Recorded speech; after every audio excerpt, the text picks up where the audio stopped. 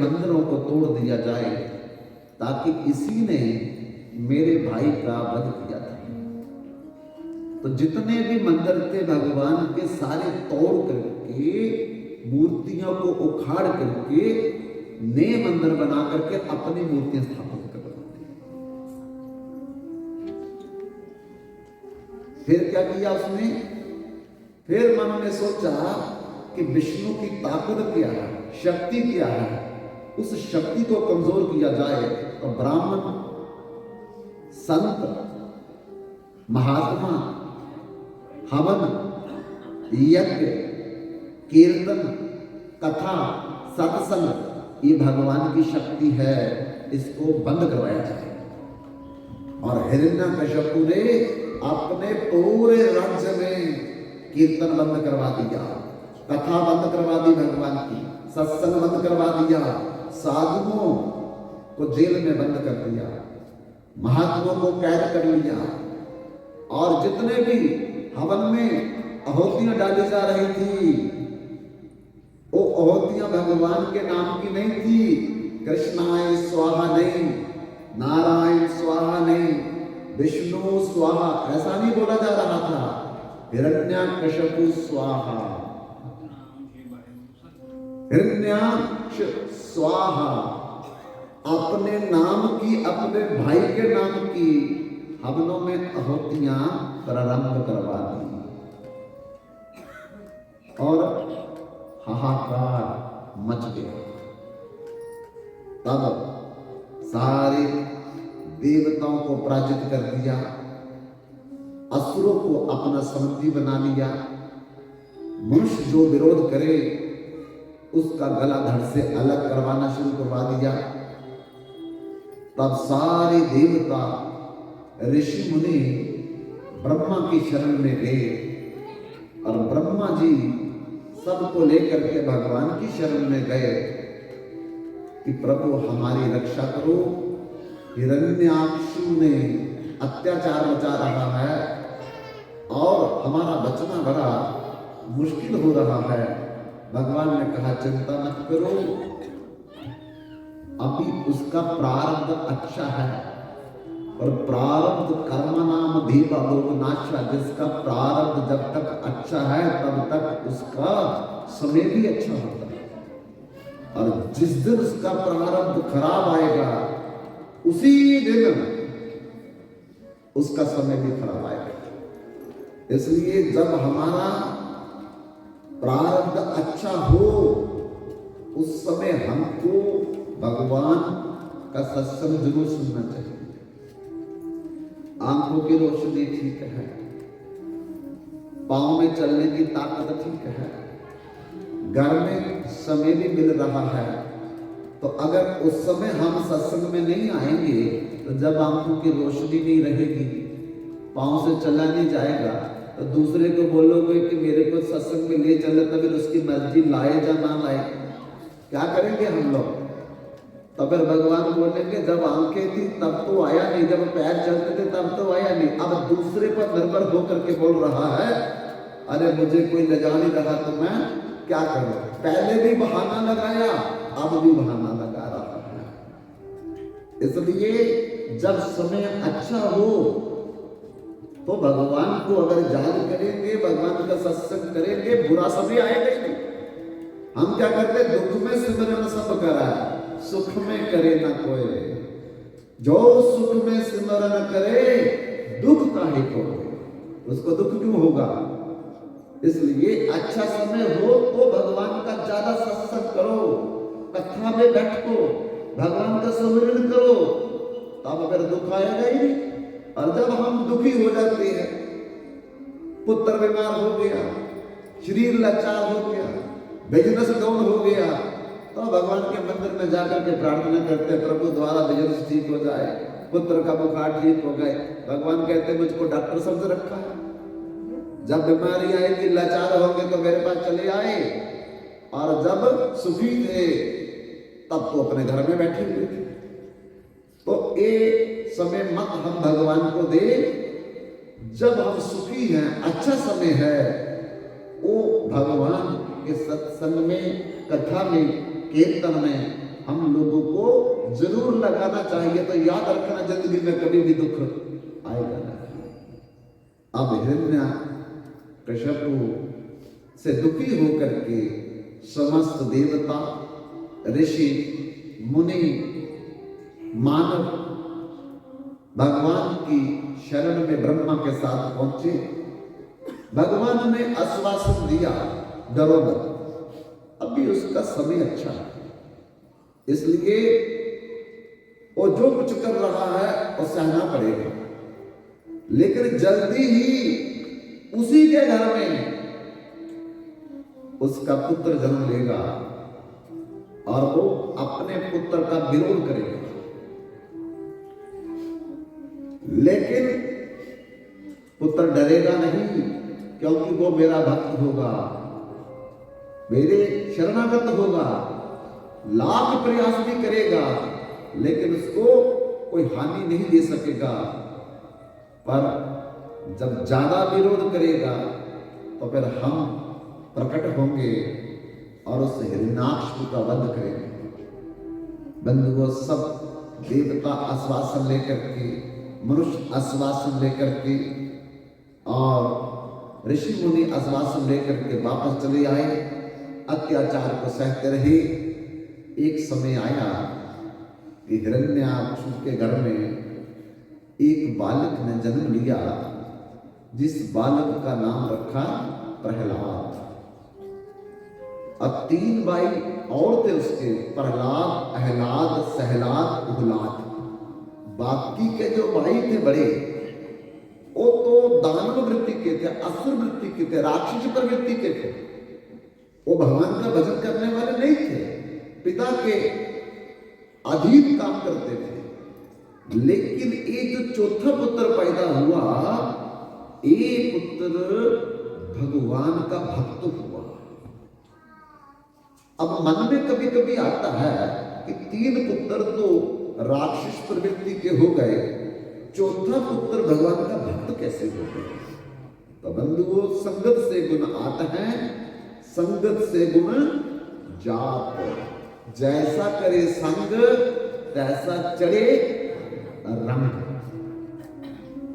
जैसा पिए पानी तैसी बोले वाणी, जैसा पिए दूध वैसे होए बुद्ध, जैसा करे आहार तैसा बने विचार, और जैसा खाए अन्न तैसा होए मन।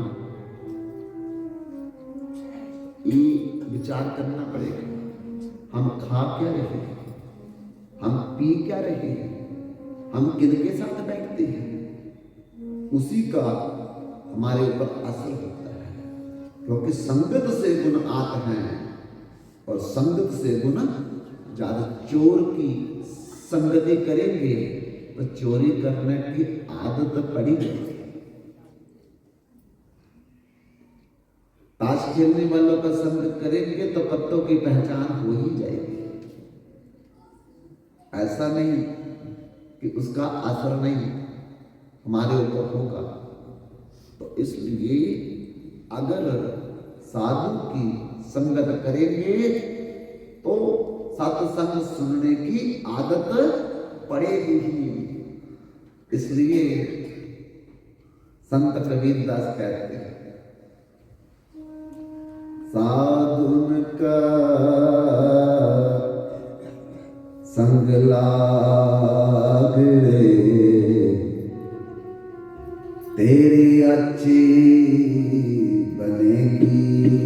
साधु के संग लाग रे, तेरी अच्छी बनेगी।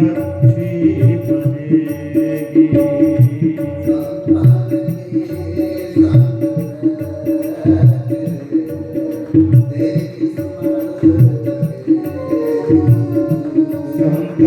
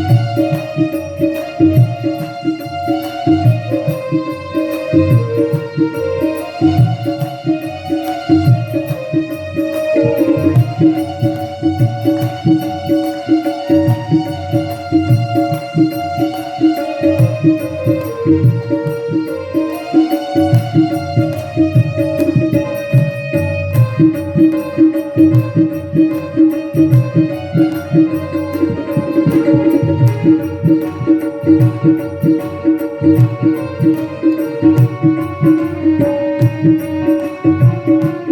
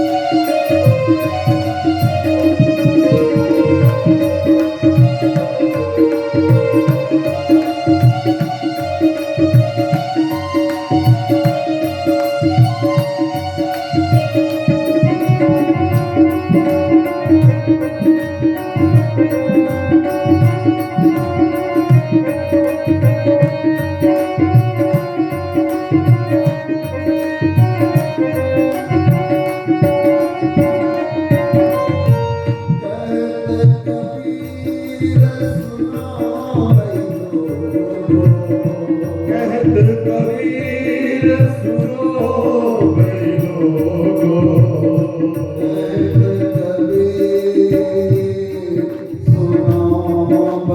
लोगो कहत कबीर सुनो भाई लोगो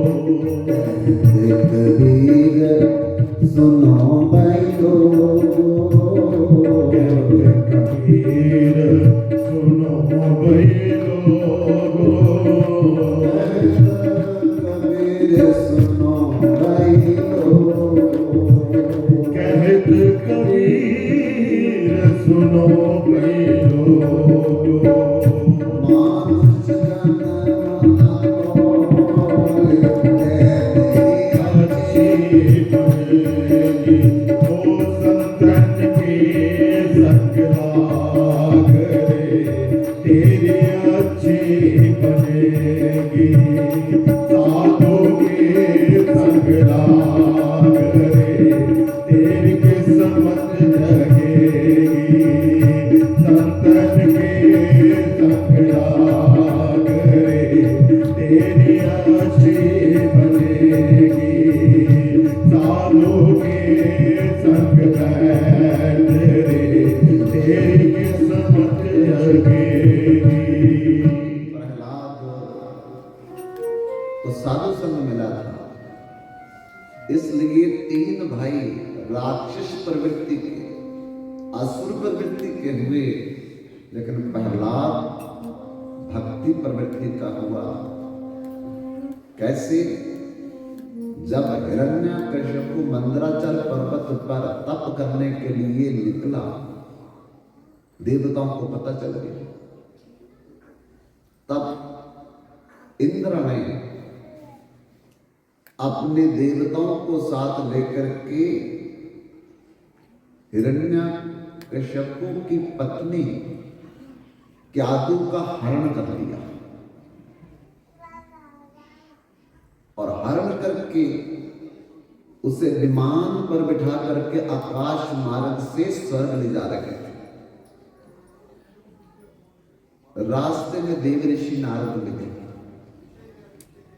पूछा, इंद्र, एक अबला नारी कौन है जो रुदन कर रही है? इंद्र ने कहा, आप नहीं जानते? नारद जी ने कौतुकी सुभाव से कहा, नहीं। अरे ये हिरण्यकश्यपु की पत्नी है। इस समय हिरण्यकश्यपु मंदराचल पर तप कर रहा है और हमने इसका हरण कर लिया है। ये अभी बच्चे को जन्म देने वाली है। जब ये बच्चे को जन्म देगी, बच्चे को मार देंगे, इसको भी छोड़ देंगे। देव ऋषि नारद ने कहा, अरे देवता होकर के तुम कैसा काम कर रहे हो? एक पति उसका तप करने के लिए गया और पीछे से पत्नी का हरण करके तो ले आया। दूसरा, अरे जिस बच्चे को तू मारने की योजना बना रहा है, वो बालक तो भगवान का भक्त होने वाला है और जो हिरण्यकश्यपु का वध का कारण बनेगा। पर अगर तू उसी को मार देगा तो फिर हिरण्यकश्यपु का वध कोई नहीं कर पाएगा। इंद्र को समझा गई, मैं गलती कर रहा हूं। तब कहा, क्या करूं मैं? तो तुम ऐसा करो, क्यादु को मेरे आश्रम में छोड़ दो।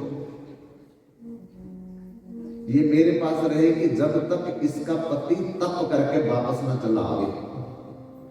इंद्र ने क्यादू को देव ऋषि नारद को सौंप दिया। देव ऋषि नारद ने क्यादू को ला करके अपने आश्रम में रखा। बंधुओं, वहीं पर क्यादू ने प्रहलाद को जन्म दिया और जन्म लेने से पहले ही जैसे अभिमन्यु ने चक्रव्यूह रचना करना सीख लिया,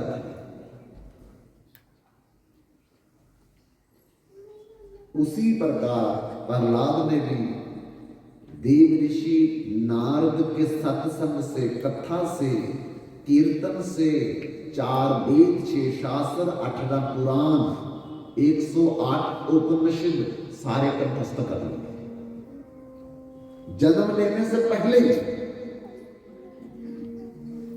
क्योंकि सबसे पहला गुरु तो मां है ना। मां बच्चे को जन्म देने से पहले अगर सत्संग करेगी तो बच्चा सत्संगी होगा। अगर मां कुसंग करेगी तो बालक कुसंगी हो जाएगा। इसलिए मां का बहुत बड़ा दायित्व होता है, माता की बहुत बड़ी जिम्मेदारी होती है। कैसा बालक होना चाहिए ये माता उसे बना सकती है।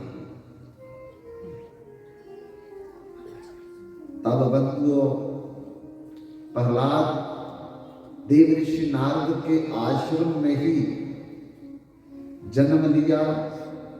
वही धीरे धीरे बड़ा होने लगा और देव ऋषि नारद के सत्संग के प्रभाव, कथा के प्रभाव से, कीर्तन के प्रभाव से वो भगवान का परम भक्त वही बन गया। तब हिरण्यकश्यप जब मंदराचल पर्वत से तप करके वरदान लेके वापस आया तो नारद जी ने जाकर के क्यादू को और प्रहलाद को उसके पति को सौंप दिया। हिरण्यकश्यप ने प्रहलाद को गोद में उठा करके पूछा कि पुत्र, तू जो कुछ अच्छा समझता है, जानता है, मुझे सुनाओ। तो प्रहलाद ने क्या अच्छा सुना था? सत्संग सुना था, देव ऋषि नारद से कीर्तन सुना था, देव ऋषि नारद से कथा सुनी थी। तो पिता को क्या बताएगा? वो ही बताएगा। तो क्या बोला उसने? पिताजी, येन केन प्रकारेण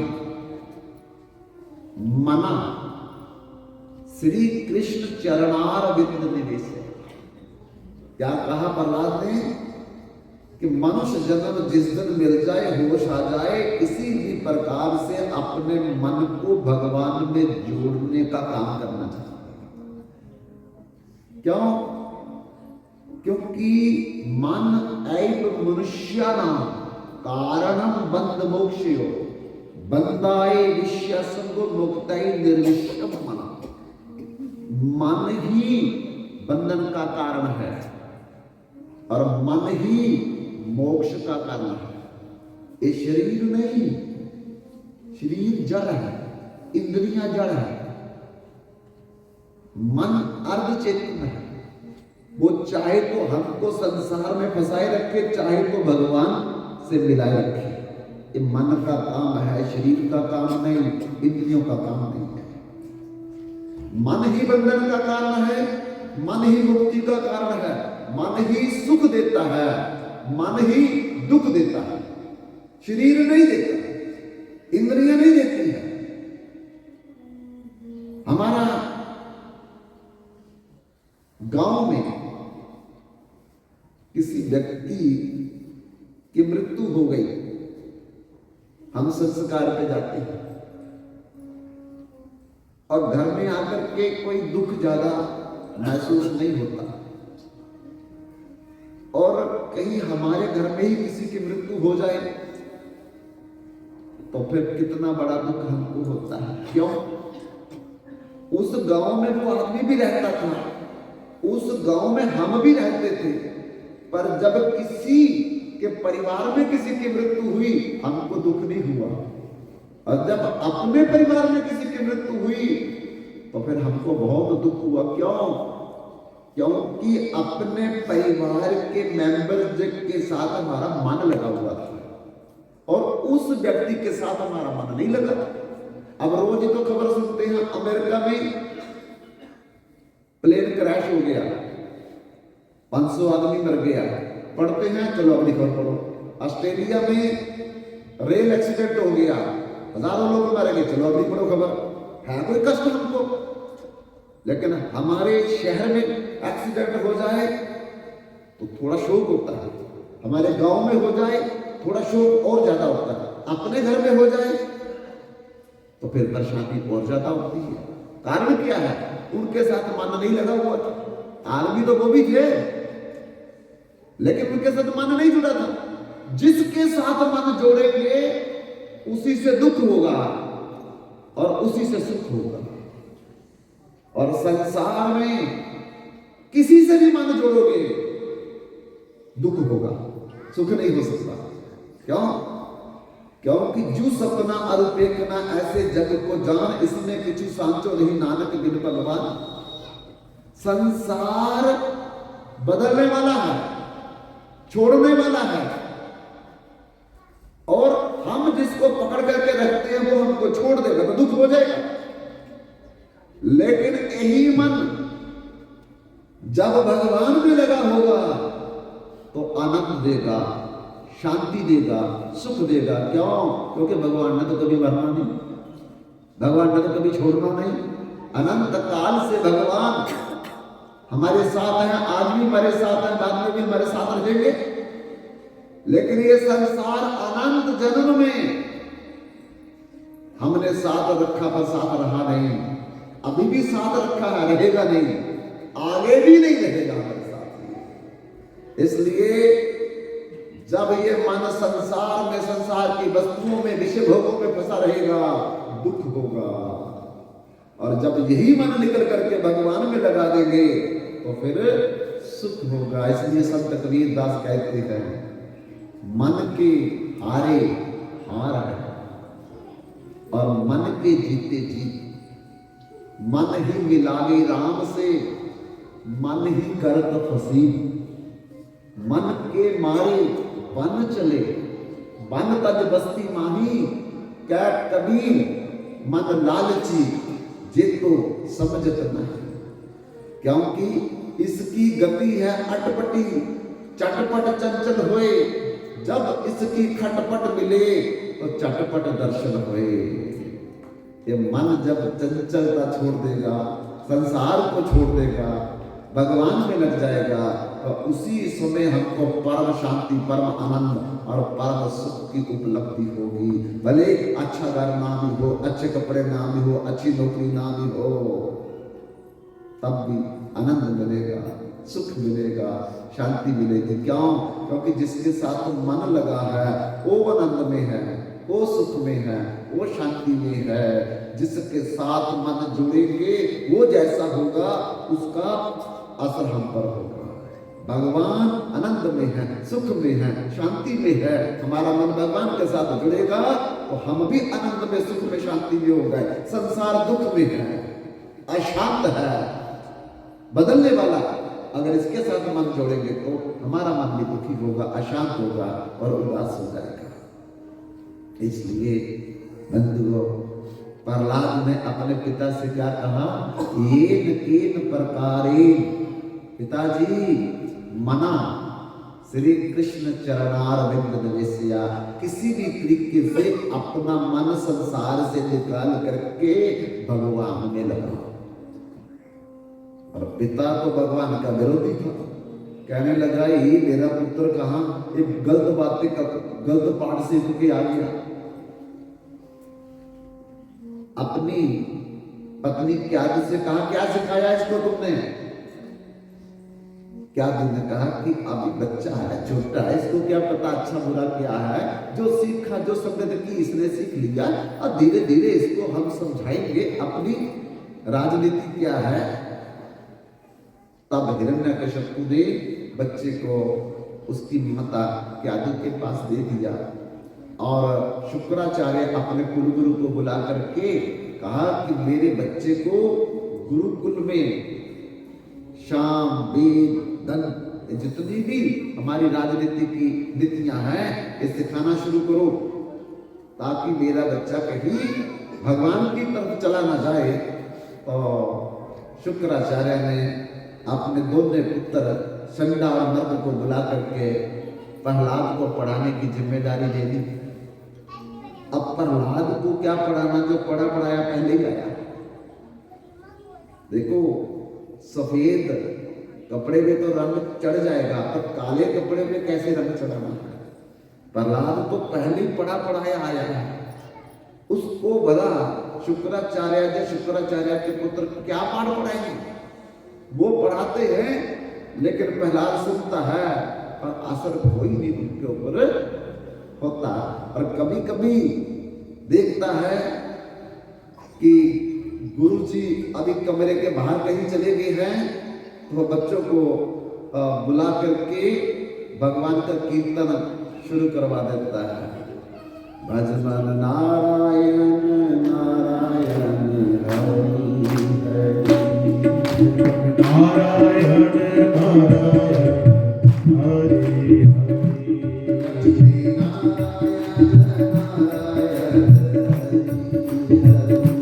लक्ष्मी नारायण नारायण हरि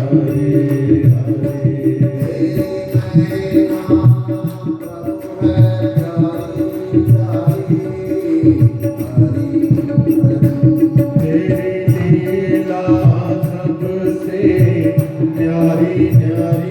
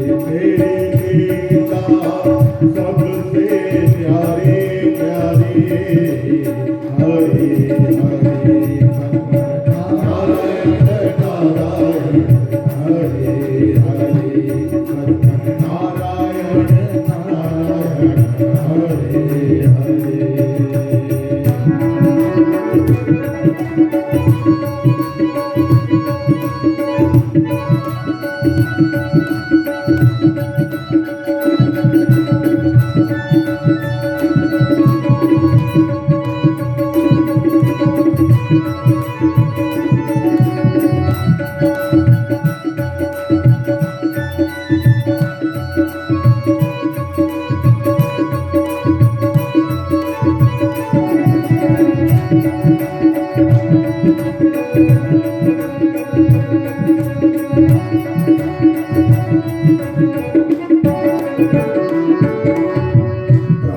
के नाम का पारस जो झूले हो जाए सोना, झूले हो जाए सोना, दो अक्षर का नाम हरि है, लेकिन बड़ा सलोना, लेकिन बड़ा सलोना, उसके संकट टाले भारी काले,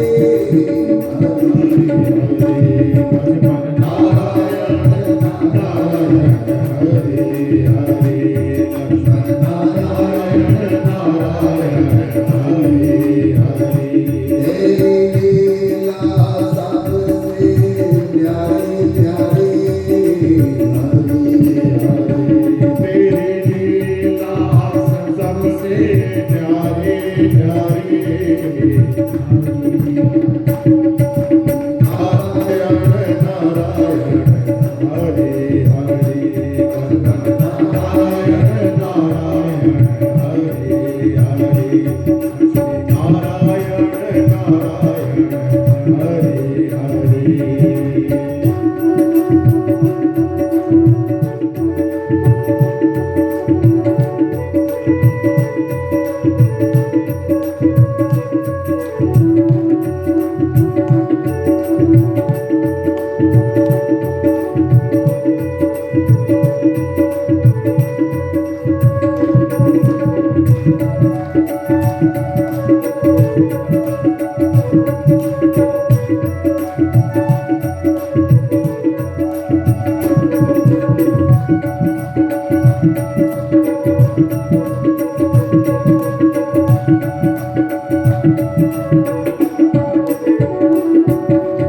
अलग निरंजन भाव भरे बंधन, जन्म रंजन